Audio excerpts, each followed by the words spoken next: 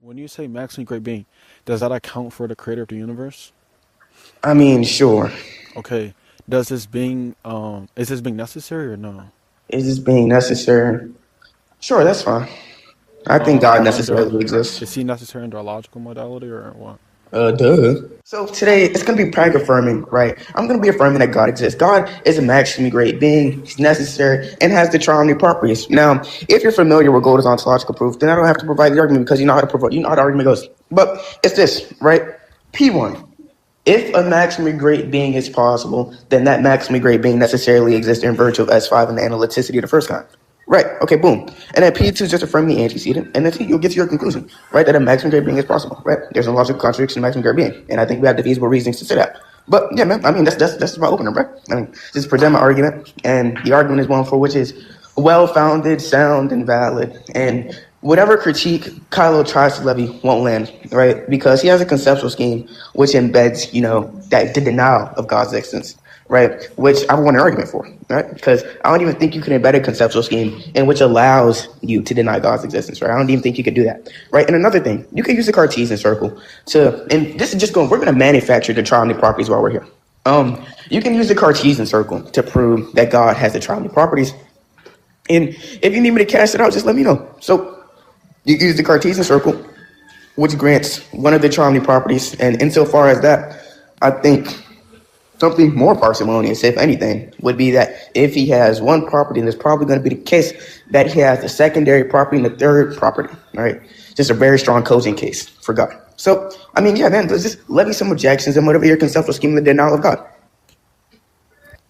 All right, Kyle, you can go next. Okay, so my 2 minutes starts now. I want to be clear. So he takes God to be a necessary being, which is the creator of the universe, and they adopted the omni properties.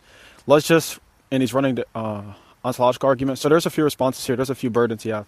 And also dismiss the claim that I'm denying God.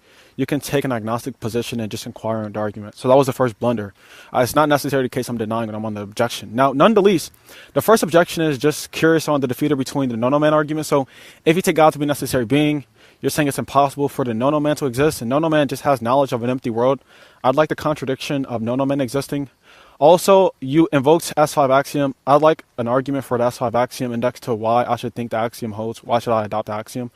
That's another burden. That's two burdens. Let me think of the third burden. Oh yeah, the third burden is what would be an argument for the entailment relation if we were to accept the argument. How does it therefore follow that the universe was created? Because remember, you define God as the creator of the universe. So why can't we accept there to be this maximally great being, but also believe the universe was eternal? What would be the contradiction and a maximally great being existing and there being an eternal universe? So what I've done now is given three burdens that he has to give, and I can concede the rest of my time.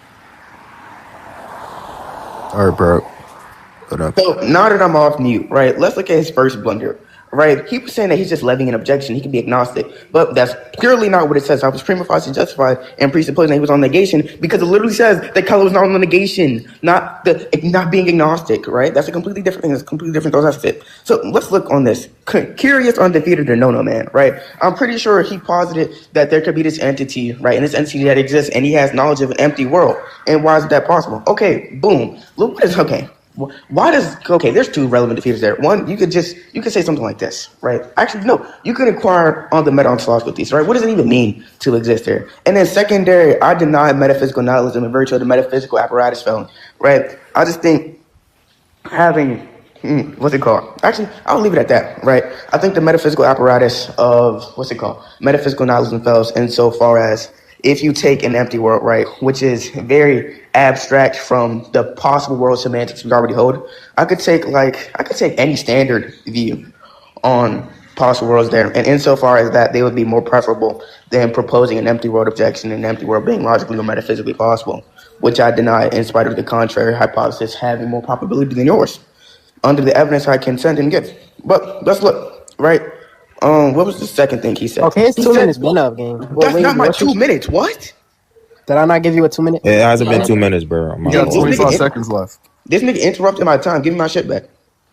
Okay, nigga, you get 10 extra seconds, bitch. Go ahead. All right, thank you, whore. Like I was saying, right? So he said motivate S5. Insofar as motivating S5, I think we have the feasible reasons to accept S5 in virtue of the prior success. And if you have a relevant defeater to S5, I'm like, no, right? So I just want a defeater to S5. And insofar as motivating S5, I don't think I have to do that. I don't even think I take having motivation to axioms, right? I don't even, why do I have to motivate an axiom to you, sir? And then, so he also asked me about, what did he ask me about? Why can't we accept the universe? Yeah, we have evidence on the contrary hypothesis of the so the posterior probability of my hypothesis is higher than yours insofar as the universe. All right, Kylo. And you could take the Calvin cosmological argument. It's my Chill. That's fine. Let's be productive here. I didn't know he was really this bad when he can't do meta. This is bad. So there's a few things to be said here. When he asked, well, look, I don't know what it means to motivate axioms. Trivially the case, you want to motivate axioms in the sense that you give reasons to believe we should adopt them, because what you can do is a stalking horse. And if you don't have to motivate axioms, I could adopt an axiom that says S5 is false.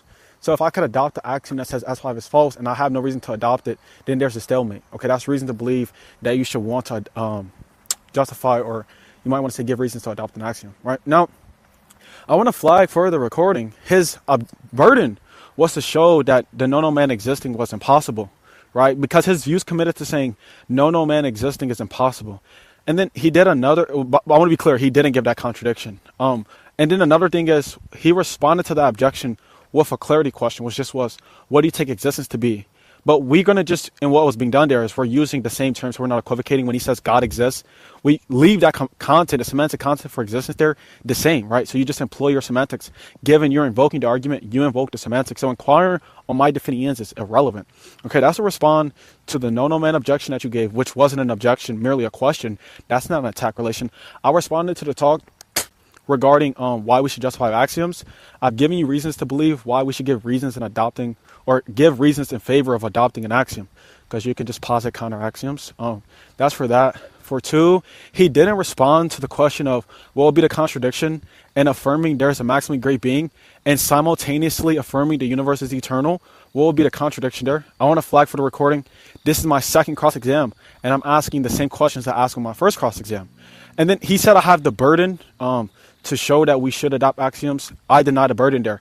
I'm just inquiring on why. Okay, go ahead. All right, yeah, his time is up. So when he completely strawmanned my objection, right? Okay, I want him to prove that my argument is actually the type of argument which is considered insofar as committed, modally to saying that the no man can't exist, and in virtue of that, right? Because I told him why metaphysical nihilism can't be the case, and why metaphysical nihilism probably isn't the case, right? But insofar as having reasons to believe it's impossible is because of the metaphysical apparatus of it.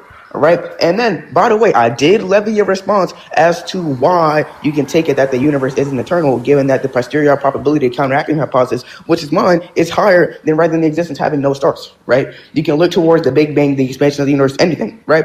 And then two, he didn't motivate his conceptual scheme insofar as the denial. Right.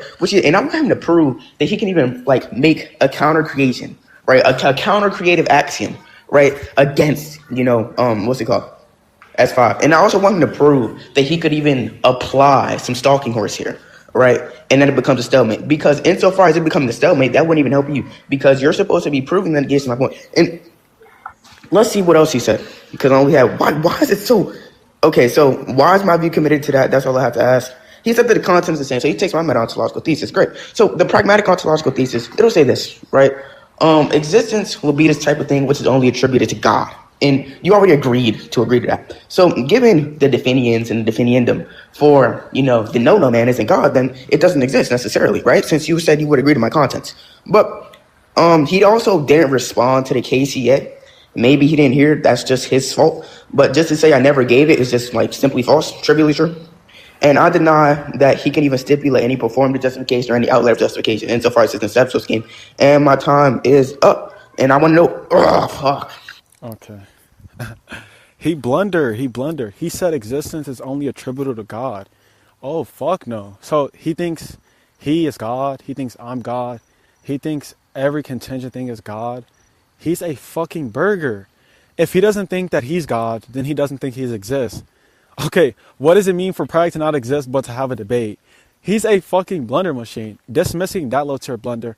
Let's get back to the probability talk. He said, look, given the probability of the universe being eternal, it's low, and that doesn't resolve the objection. It could actually be low that the probability of the universe being eternal was the case, and it's irrelevant. You'd have to show that it's impossible, because if you define God as the creator of the universe, the probability of it being eternal is 0, which just means it's impossible in this case. You have to show it's impossible. I'm asking why I think the universe being eternal is impossible, not why is it unlikely, you fucking burger. Okay, that's the response to that. Getting back to the S5 axiom talk, he said, why should I even think you can create a stalking horse axiom? It's trivially the case. All I'm saying is logically possible to have an axiom, and the axiom says the S5 axiom is false. So if you don't motivate your axioms, we could adopt an axiom, and it's a stalemate. And then, so yeah, that responds to those things. But here's your burden. Your burden is to explain how, or your burden is to give an argument for why I think everything which exists is God, right? And then that just to say there are no contingencies, right? So you're committed to saying there's no contingencies. That's a burden. I want an argument for that. And I also want to flag that you look like a fucking goofy to think trees are God, to think rocks are God, to think my fucking shit that comes out of my ass is God, given you think only God or only existence can be predicated to God. Low tier blender. Respond to the eternal talk. What's the argument that the universe being eternal is impossible, not unlikely? That's your burden. Impossible. He said, why think that the logical talk is applicable to God regarding the no man? Because he strawmanned me because I want him to prove that my view is actually committed to saying that, because you can literally hold something like this. You can be some type of like, you can recreate the solipsist view, right?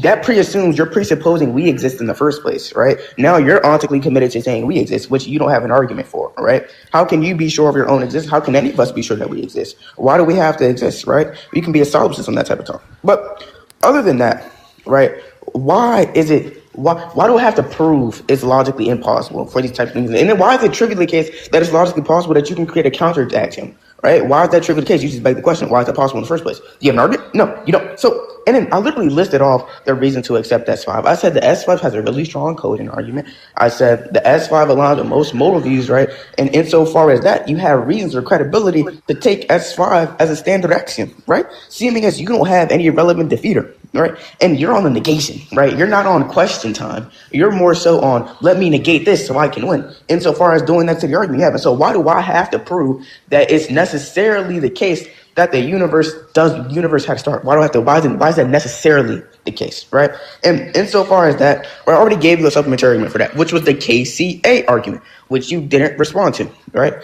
Yeah, man. And then I can do something like this, right?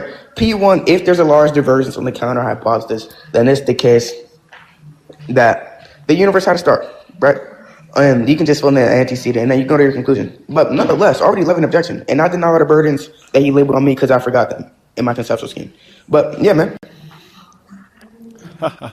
He said, if there's a large convergence, then therefore the universe began to exist. What? What's the argument for the entailment relation? There can be a large convergence in the universe not began to exist. Why is he LARPing? Getting back to the no-man objection, he said, why think the no-man objection is relevant? Yeah, once again, look, if there's possibly no man and he has knowledge that there's an empty world, and you define God as a logically necessary being, then him merely having the knowledge, and we could take a JTB account, would just mean that a necessary being doesn't exist. That's the relevance relation. You embedded the term logical necessity into God. Getting back to the nihilistic account, I once again ask you, what does it mean for us to be debating right now if you don't exist? You didn't respond to that.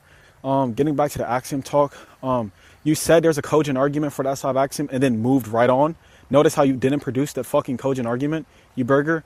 And then getting back to the eternal universe talk, well, I think I already covered that. Let me think what else I have to cover. This guy's a fucking burger. Yeah, did he say I'll like take it the negation? No, I could just be agnostic on the talks.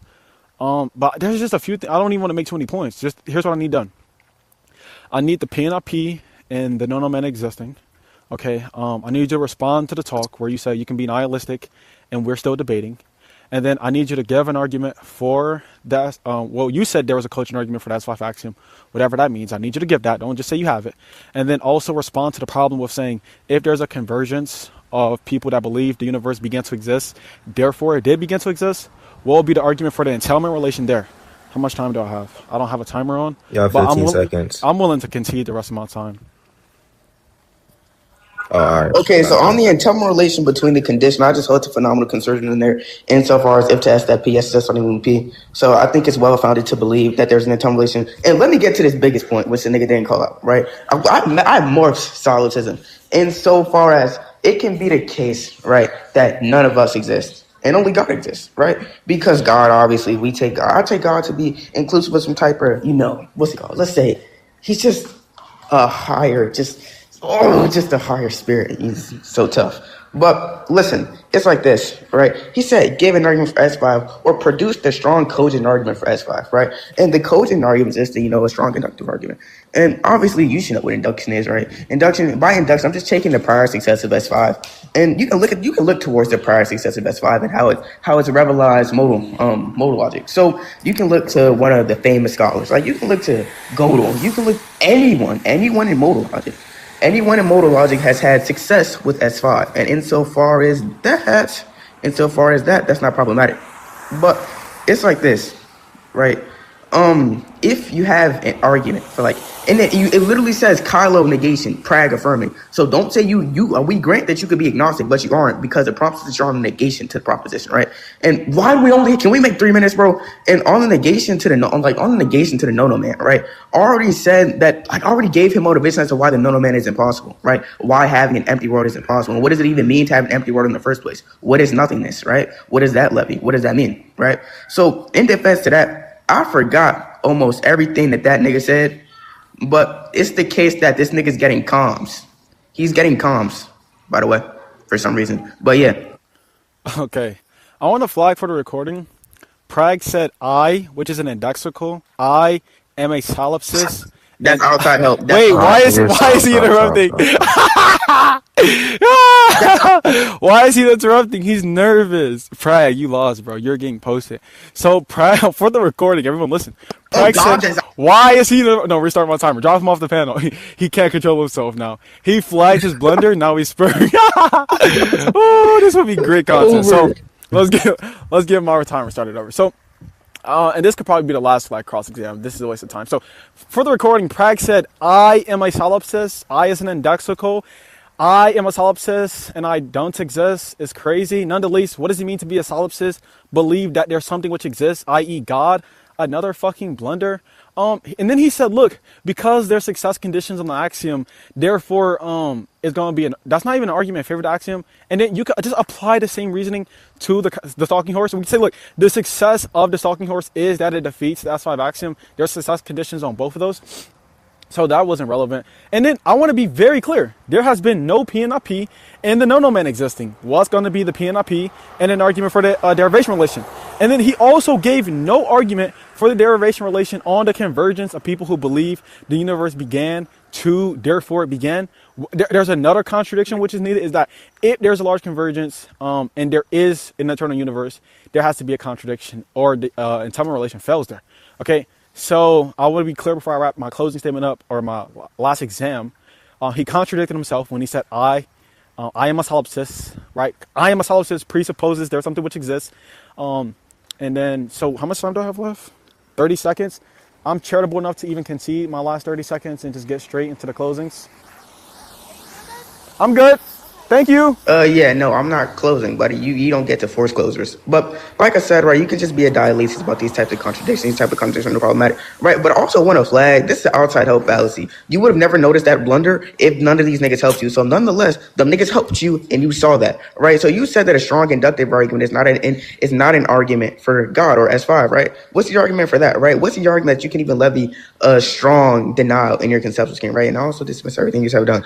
But insofar as you providing the negation, did you really do that? Now, why can't the no man exist, right? And then you never fulfilled your burden insofar as you could create a counter axiom, right? And you never proved that you could actually run the fucking, what's it called?